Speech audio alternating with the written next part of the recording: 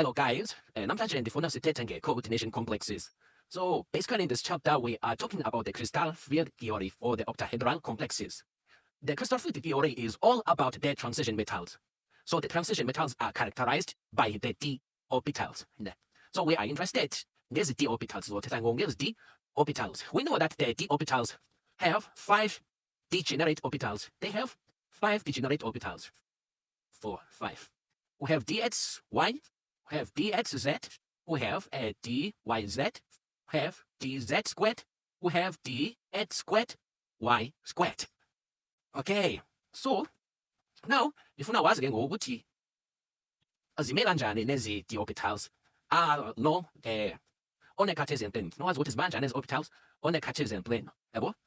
Lapha sino dyz orbital.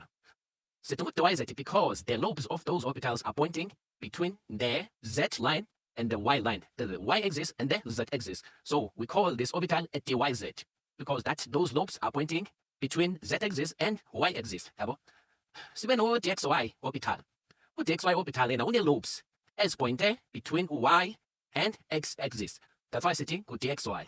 For u-dxz, sine-lobes ezipointe between x-axis and z-axis.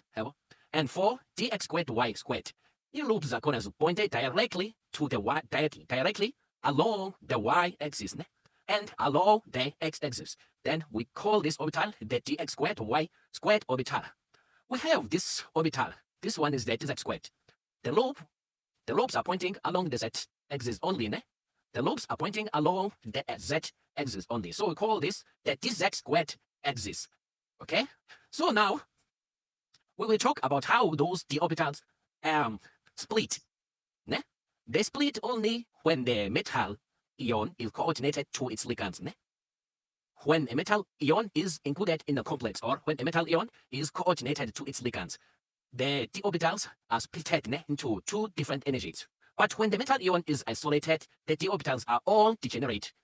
The term degenerate means that the d orbitals are in the same energy level.